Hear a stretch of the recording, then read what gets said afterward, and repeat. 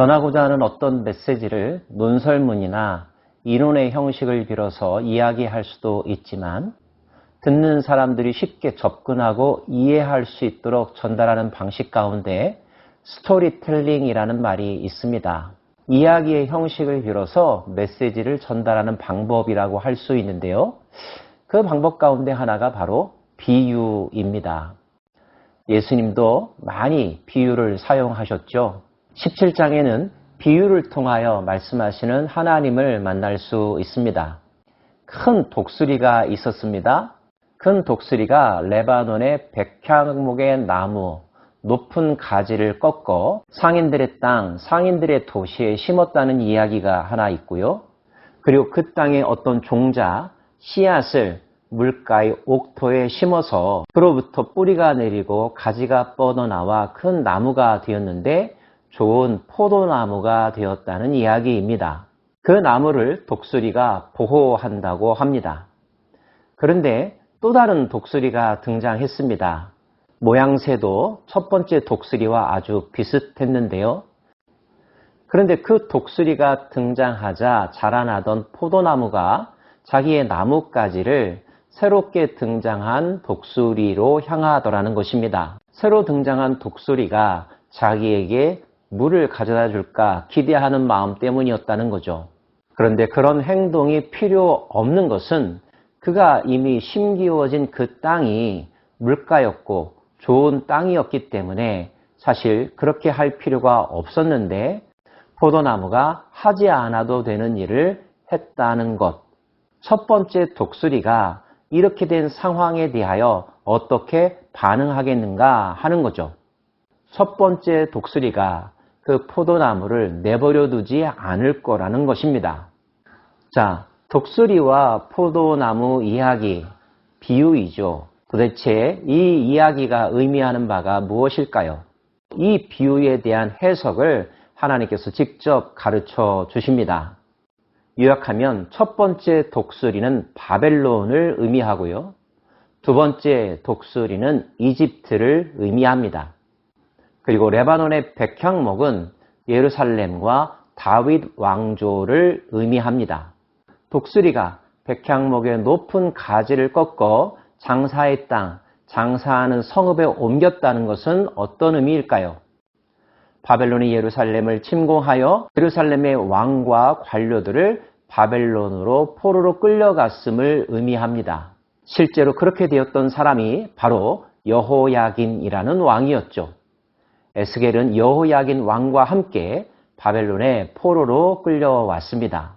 다음으로 독수리가 종자를 그 땅에 심었다는 것은 잡아간 그 왕을 대신하여 새로운 왕을 예루살렘에 세웠다는 뜻입니다.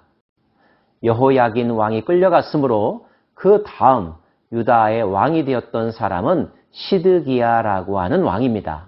시드기야는 바벨론에 의하여서 세워진 왕이라고 할 수 있죠.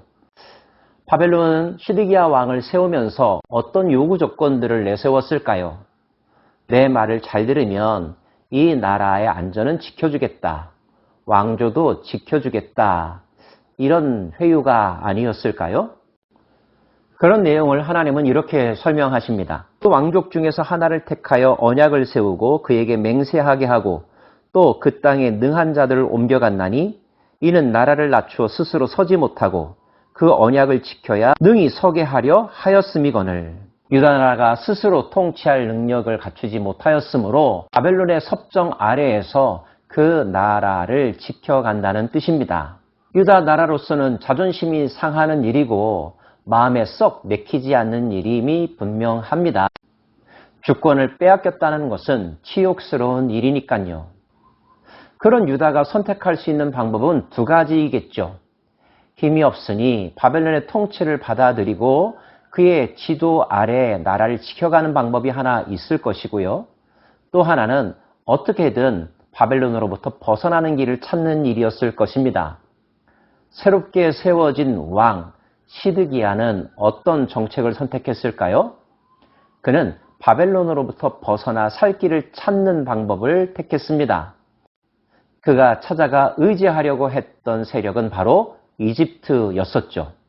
그 이집트가 비유 속에서 등장하는 두 번째 독수리였던 것입니다.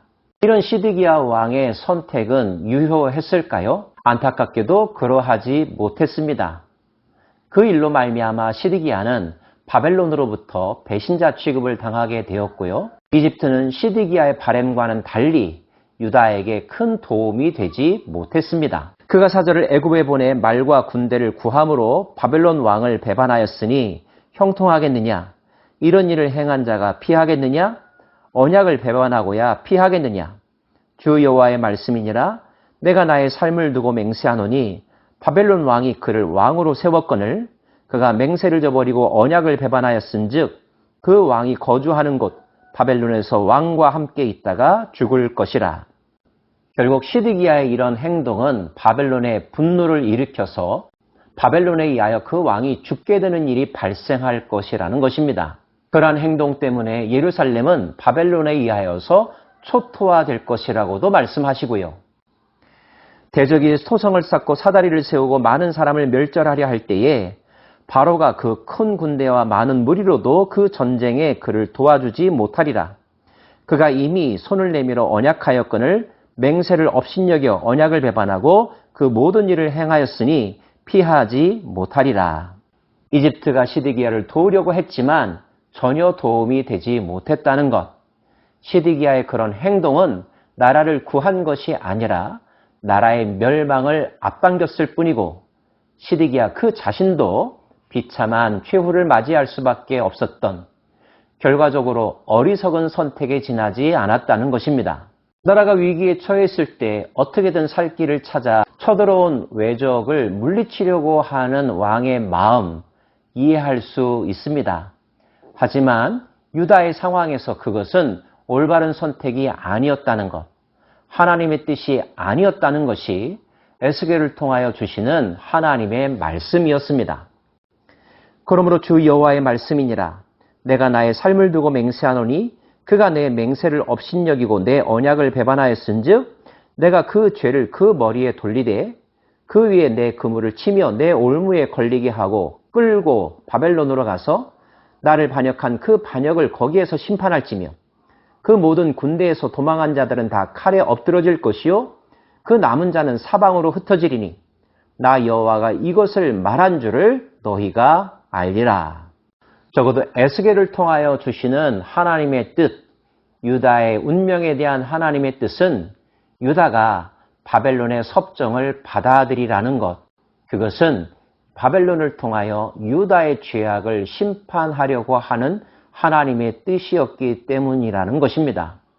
그런데 하나님의 심판을 받아들이는 것이 아니라 피하려고만 하고 또 다른 우상을 찾아 살 길을 찾으려고 하는 것, 이집트를 의지하고 이집트에게 양심을 팔고 신앙을 파는 것, 결코 올바른 선택이 아니라는 것이 하나님의 뜻이었고 이 뜻은 에스겔을 통하여서도 전파되었지만 예레미야를 통하여서도 동일하게 선포된 메시지였습니다.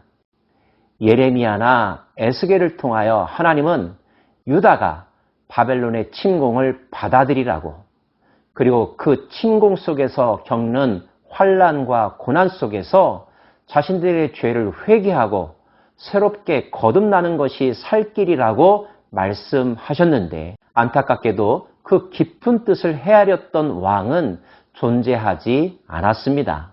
그들은 나름대로 살 길을 찾아 이집트를 의지했지만 그 행동으로 말미암아 유다는 더 빨리 망하게 되었다는 거죠.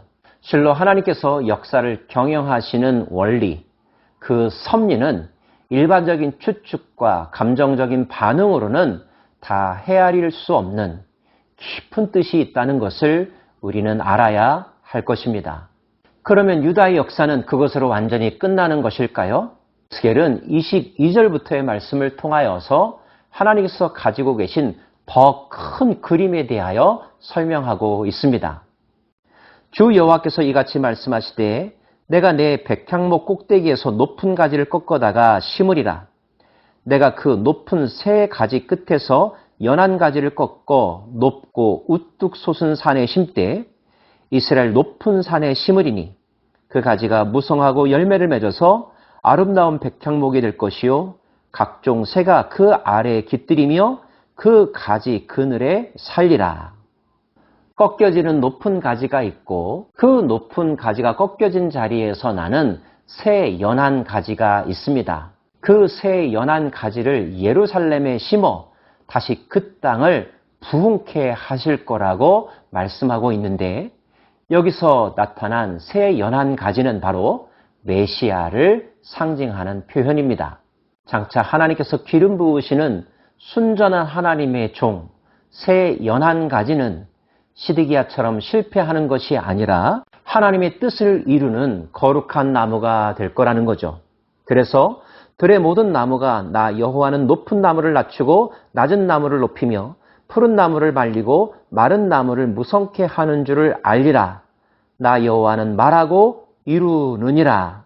사람들의 짧은 생각으로 택한 방법에 의해서가 아니라 하나님의 절대적인 주권과 통치에 의하여 깊은 뜻과 섭리에 의하여 역사는 진행되어 갈 것이며 하나님의 뜻이 이루어질 거라는 것, 이것이 이 비유를 통하여 주고자 하시는 분명한 메시지입니다. 당장 내 인생길이 막히는 것, 내가 감당할 수 없는 큰 어려움 가운데 처하는 것, 비극으로만 여겨지고 실패라고만 여겨질 것입니다.